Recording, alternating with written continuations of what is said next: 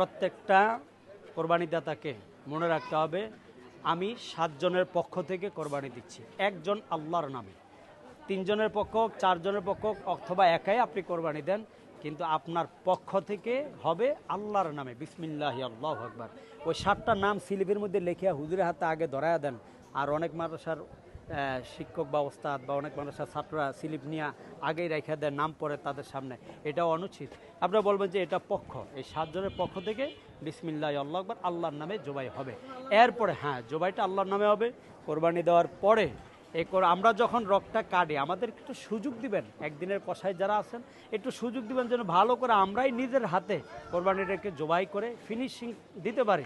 না হয় আপনারা যখন একদম ফার দিয়া শক্তিশালী গরুটাকে একদম সাথে সাথে আপনারা দম বন্ধ করে এটাকে নিস্তেজ করতে চান, এটা কিন্তু মারাত্মক অন্যায়। পশুকে কষ্ট দেওয়া যাবে না।